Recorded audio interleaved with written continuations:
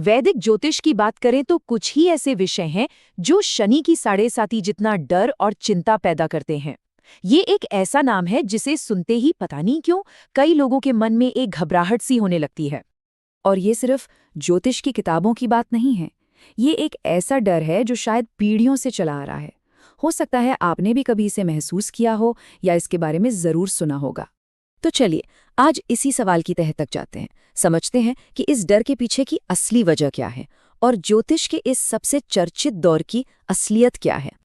तो चलिए इस पूरी धारणा को एक बिल्कुल नए नजरिए से समझने की कोशिश करते हैं। साढ़े साती को डर की वजह नहीं बल्कि कर्मों का रिजल्ट डे मानकर देखते हैं। मतलब साढ़े साती कोई अचानक से मिलने वाली सजा नहीं है, इसे अपनी जिंदगी की परीक्षा का रिजल्ट डे समझिए। ये वो समय है जब शनिदेव हमारे पिछले कर्मों का फल देने आते हैं, मतलब हमारे कर्मों का पूरा हिसाब किताब होता है। और इसका लॉजिक बिल्कुल सीधा है, ठीक है, एक परीक्षा की तरह। नतीजा कैसा होगा ये पूरी तरह से तैयारी पर निर्भर करता है। अगर साल भर मेहनत की है तो रिजल्ट का दिन खुशी लेकर आता है, और अगर तैयारी नहीं की तो फिर डर लगना तो स्वाभाविक है ना? तो अगर ये सिर्फ रिजल्ट डे है तो क्या इसका मतलब ये है कि परिणाम हमेशा बुरे ही होते हैं? बिल्कुल नहीं। असल में इतिहास गवाह है कि कई बेहद सफल लोगों के लिए ये दौर महान उपलब्धियों का समय था। उनके लिए तो कर्मों का ये नतीजा शानदार रहा। आप ये लिस्ट देखिए, आपको यकीन हो जाएगा। राजनीति से लेकर बिजनेस और खेल तक दुनिया के कुछ सबसे बड़े नाम अपनी साढ़े साती के दौरान ही सफलता की सीढ़ियां चढ़े। नरेंद्र मोदी प्रधानमंत्री बने, MS धोनी ने विश्व कप जीता और अमेज़न के जेफ बेजोस ने तो अपने बिजनेस को नई ऊंचाइयों पर पहुंचा दिया। तो सबसे जरूरी बात यही है कि साढ़े साती केवल फल देने का समय है। जरूरी नहीं कि ये विनाश का ही समय हो। ये अच्छा भी हो सकता है और बुरा भी। ये पूरी तरह से हमारे कर्मों पर ही निर्भर करता है। अच्छा, तो आखिर ये समय तय कैसे होता है? ज्योतिष में इसकी गणना के पीछे भी एक खास गणित है। चलिए उसे थोड़ा समझते हैं। बिल्कुल आसान भाषा में कहें तो साढ़े साती की गणना शनि ग्रह की चाल से होती है। ज्योतिष में जन्म के समय चंद्रमा की जो स्थिति होती है उसे बहुत महत्वपूर्ण माना जाता है, और शनि जब उस स्थिति के आसपास से गुजरता है तभी ये दौर शुरू होता है। ये जो 7.5 साल का समय है ये 3 हिस्सों में बटा होता है, हर हिस्सा करीब 2.5 साल का।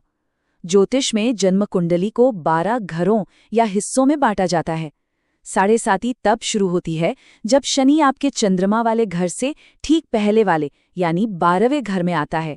दूसरा चरण तब होता है जब शनि ठीक चंद्रमा वाले घर में होता है, और तीसरा जब वो अगले यानी दूसरे घर में चला जाता है।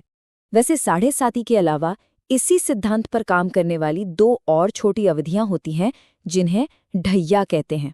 जब शनि चंद्रमा से चौथे या 8वें घर में होता है तब 2.5 साल की ये अवधि आती है, और इनका प्रभाव भी कर्मों के फल से ही जुड़ा होता है।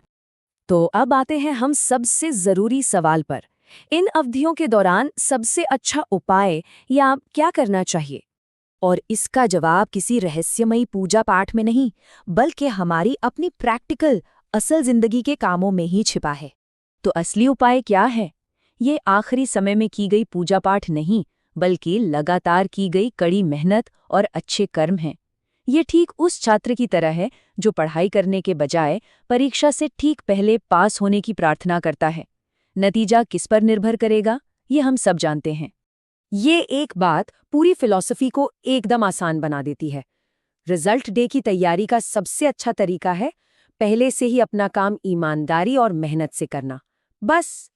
तो अंत में ये पूरी बात ज्योतिष की किसी घटना से डरने के बजाय हमें अपने कर्मों और उनके नतीजों की जिम्मेदारी लेने के लिए कहती है। तो सवाल ये नहीं है कि साढ़े साती कब आएगी, सवाल ये है कि जब वो आएगी तो आपका रिजल्ट कैसा होगा।